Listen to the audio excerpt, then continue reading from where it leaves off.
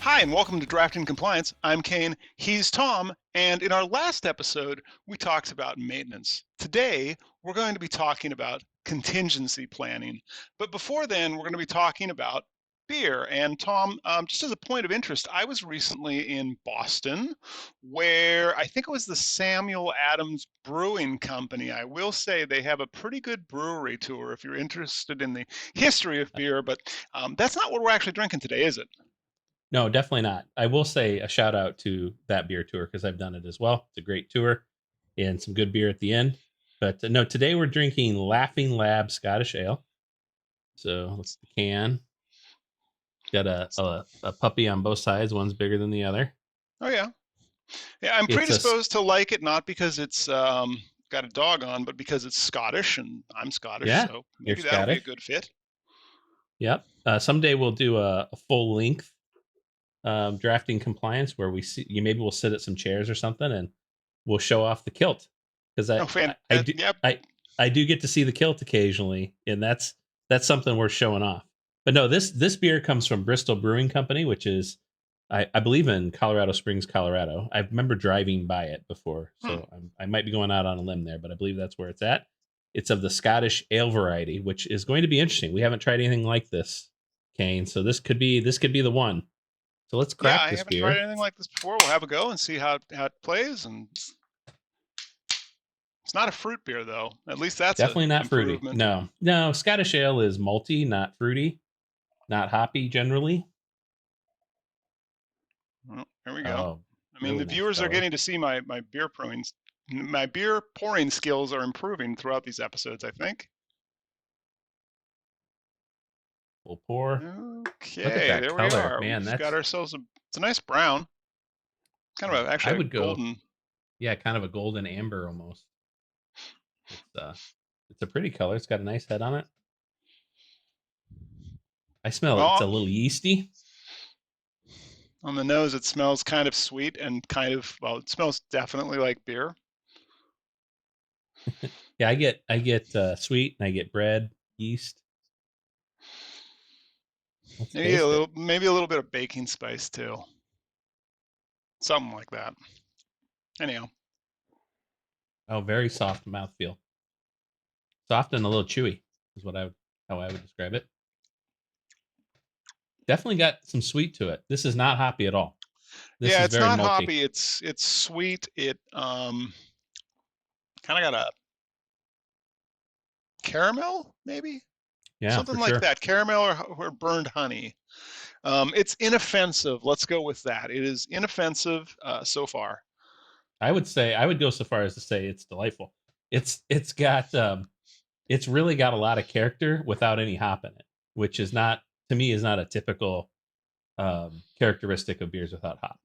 Usually, I find them sort of boring. So this is very malty. It's got a pretty complex flavor profile. You know, you name some of them, the caramels, but you've got some burnt coffee in there. I think some honey is right.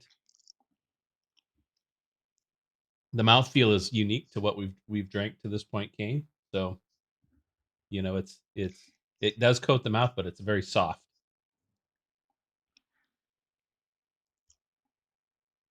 Well, I'll have to check the tape in the end, but I don't think I'm pulling faces at this one. So You're perhaps that's a not. promise. I Perhaps that's a am promising sign. amazed.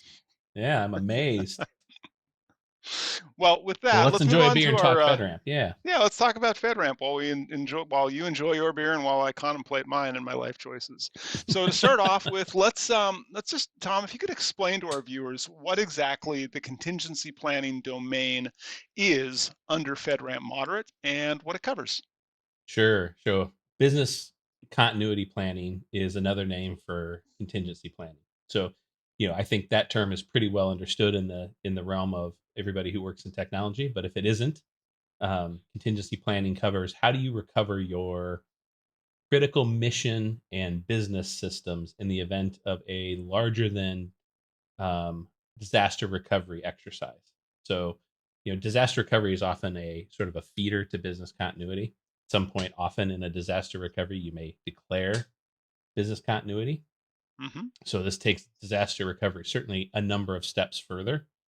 So this is everything associated with making sure that you've assessed the risk and you have built out the capability to restore your critical business systems in the event of a large failure of some kind, whether it's a natural disaster, man-made, can be any of those things. But regional is a big one as well. Okay. So it sounds like a lot of this is traditional business continuity planning and BCP, which I think many of us have done over the years. So knowing what goes into a, well, so knowing what goes into a BCP, let's step back and try and figure out what are the key elements that have to be included in a contingency plan according to FedRAMP moderate guidelines. Yeah, I mean, the simple thing is to think of it as in terms of documenting the environment. So do you have the document that leads you to understand how and what order you're going to recover systems? Hmm. Do you have alternate sites identified? So, like for instance, in our Hmm. case, we have an alternate site with Azure. Do you have alternate storage as well? So, you know, in some cases, you're recovering from an on-prem data center. So, if you're going to another data center where you've set up your BCP, your contingency plan, you've got to have extra storage in place. You have the telecommunications bits and pieces in place. Not only the ability to, um, it's actually a requirement to have emergency services, but also do you have the ability from a connectivity perspective, right? So, if you're running off of a gigabit Ethernet connection somewhere, are you duplicating that capability or duplicating at least enough of that capability to keep up critical business systems? So it's all of those pieces, but it's also training, roles and responsibilities, and making sure everybody understands what role they play when the time comes. And and then of course it's testing and training on those things. So it's pretty comprehensive, but again, it isn't anything that should surprise anybody. Okay, and something Tom and I recently did is a tabletop exercise based on our incident response plan. And thinking of just testing, Tom, could you talk us through some best practices for testing and revising contingency plans under FedRAMP Moderate? Sure. The first thing to understand is the type of test that you're going to perform is determined by what level of FedRAMP ATO Hmm. you're aiming to be. So we're aiming for moderate. We still have to do a live test, which I would absolutely suggest you should do anyway.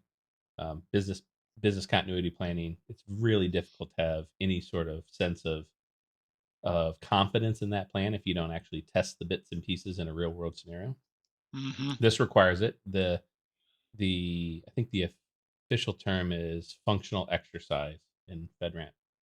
So you have to do a functional exercise, but of course you want to stretch your comfort zone, and you want to restore bits and pieces that you maybe not know for sure if you have the documentation around it nailed down. This is going to help you drive to a better documented plan. So certainly, as you go and test those things, you want to document all the successes and, more importantly, all the failures that you've had, so you can go back and strengthen your documentation and your processes around those failures. Uh, FedRAMP only requires an annual test. Certainly, as you mature, I would suggest you test bits and pieces more frequently than annual. But FedRAMP Oh yeah, moderate only requires an annual. yeah. Okay. Oh, okay. That's a really good point there about increasing the frequency as an organization matures. I want to rotate back on something else you said around training. And I've seen training get revised as a result of testing, actually. So, what role does personnel training play in effective contingency planning under FedRAMP Moderate? Yeah, for sure. You're going to want to designate all of the roles that are primary responsibilities Hmm. for key pillars within your business continuity plan or your contingency plan. So, for instance, you might want to have a communications lead. I certainly would recommend it. You're going to want a technical lead who manages all the technical bits and pieces that um, are occurring underneath you.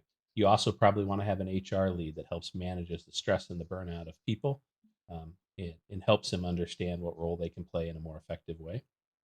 So as you determine all the different key roles that are going to be in there, those folks have to be trained on the plan and the policy both.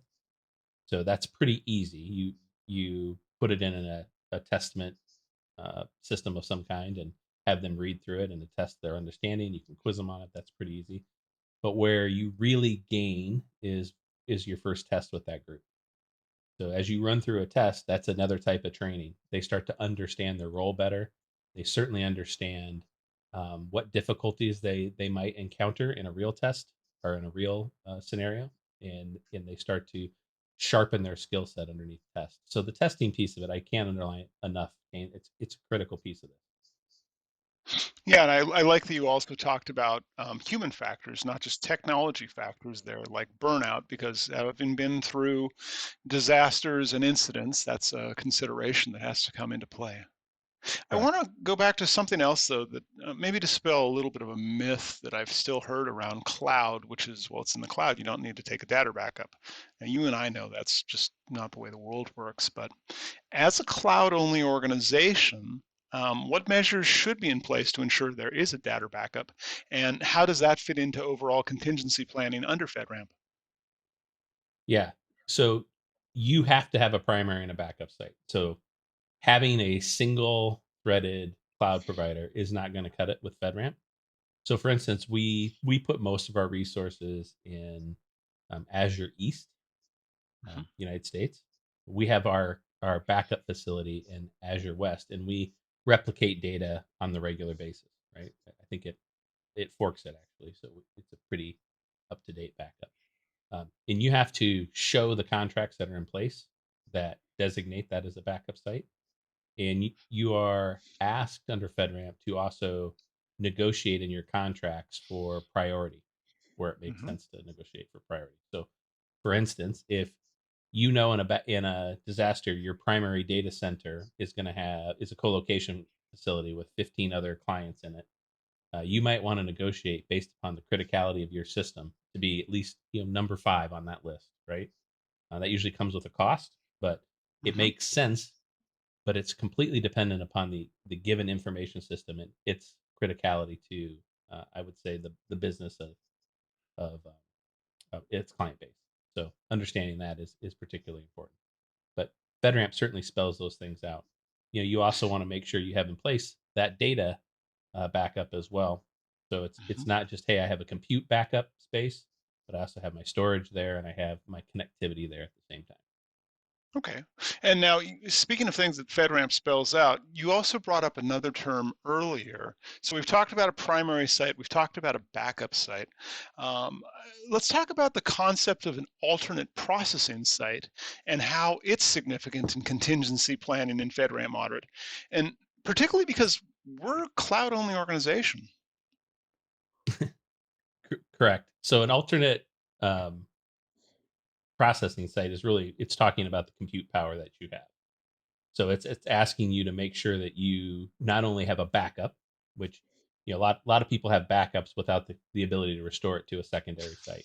Hmm. So while it absolutely designates that you have backups and alternate storage, this is really giving you requirements around compute and making sure you understand that you need to think through those requirements. So from a processing perspective, can you recover into a capability that's maybe a bit degraded? That's something you need to think through, because having the capacity available for whatever level you intend to restore to is critical. You have to have predetermined that and pre-built out that capability. That's really what um, processing sites are all about. It's about the compute side of the world. Okay, all right. And so that's a fairly robust um, planning process that we have to go through, and it's fairly robust in terms of what we have to document and what we have to maintain and train to. But I know that a lot of our organizations we work with don't just do FedRAMP. Right? They have other requirements and other regulatory, other security requirements they have to meet. So as we get towards the close of this, let's talk through how contingency planning under FedRAMP Moderate aligns with other significant cybersecurity frameworks or standards that organizations might already be using. Yeah, that's a good question. The first thing I'd like to say, Kane, is best practice for 20 years at least has told us we should have business continuity planning in place. Hmm. And certainly, as somebody who's lived through both a derecho, well, all these things, a derecho, a tornado, and a catastrophic flood, I can tell you that these events happen more frequently than most people think. So, because of the best practice stance of business continuity, it's been built into many of the programs that people are familiar with. So, for instance, if you're a PCI compliance, um, if you're underneath PCI compliance, you're going to have this requirement. Certainly, if Hmm. you've deployed NIST, you're going to have this requirement. If you're a GLBA financial institution, you're going to have this requirement. Yeah, I was thinking about this, Kane. The only major uh, regs that I can think of are the ones that focus on privacy and data ownership. Those are the Hmm. only ones I can think of that don't have the business continuity piece of it built into their program. So really then the good news is that if an organization is deciding, hey, let's go towards FedRAMP moderate, they're going to be able to reuse at least some of the intellectual property, some of the assets they've already defined, just they're going to have to line and cover against the level of detail required in FedRAMP moderate and maybe make some small adjustments depending on how architecturally they're approaching FedRAMP moderate for like that backup site or their alternate processing site if they've got, I don't know, if they're using an enclave, so they've got their commercial side of the house and their FedRAMP side of the house. Is that about right? So a lot of this should be reusable? That's accurate. And the thing I'd remind you of, Kane, is this is applicable to your authorization boundary. So in Hmm. many cases, your business continuity plan is going to go above and beyond your authorization plan. So this is really very specific. It's about the information system that you're providing use to clients that need FedRAMP compliance. So it's often a subset of your existing BCP plan. Okay, good, good. Well, I think a lot of this then feels pretty familiar. I think we've covered off on the topic quite in detail. Though, of course, if viewers still have questions, drop a question in the comments or reach out to us. And with that, let's move to beer reviews. Tom, Well, oh let's boy, let's you've compare. certainly drained down yours quite a lot. But that's not the first You time can that's happened on this show. Yeah, but you can tell I've been enjoying this one. This one is particularly good in my opinion. I mean, I'm having a sniff of it now, and I'm getting, in addition to everything else, there's a molasses to I it. agree. Yeah, those sort of rich dark smells, those are all pretty common with roasted malts, which the color indicates we have roasted malts here. This also might seem like a small thing, but you know how you can get various sparkling waters or sparkling wines. This has got very small bubbles, if at all. Like it's you can see a little bit of the foam, but it's not nearly as assertively bubbly as some of the Yeah, other things we've had, and I think that's what might make it a little less sharp of a taste. I think that's accurate. That's common with Scottish ales. They're not known to be highly carbonated. They're known to be a little less carbonated, so that tracks really close. Kane, I am impressed with the control in which you've had over your face with this particular beer. So I am dying to know how have you ultimately pointed this beer out? So before I give that number, and as I think about it desperately, I want to address one of the questions that people ask me in person about the show, and a few people have emailed me. I don't pre-test these beers. This is a live review. This is the first time I have ever had this particular beer. I think that's been true for all of ours, though some of those, Tom, you've had before at least, so I have no prior exposure. For me, I realize I'm giving relative to other beer, not relative to other things that I've drank. So I'm going to give this a 5 out of a Nice. possible 10. It's not something that I would definitely seek out. It's not something that I'm going to keep in my refrigerator. But if I was out with friends and this was the only thing available, or water, and it was, well, I don't know, the yard arm was the right time of the day, I might actually think about this. Wow, you put a lot of thought into that, so that's great. I'm going to take a little different approach. So I think everybody knows by now I prefer hoppy beers over any other beer. But in terms of a Scottish ale and the look, feel, and taste of this one, it's really good. So it is an approachable beer that I could drink with friends almost in any setting. So I'm going to give this an 8. I think it's really good, and I would seek this out, and I certainly would, if I'm ever in Colorado Springs, stop by the brewery and pick up a 6 pack. This is a particularly good beer in my opinion. Fantastic. And with that, that's all for today's show. So please do like and subscribe for more of this content. And thanks for watching today. You bet.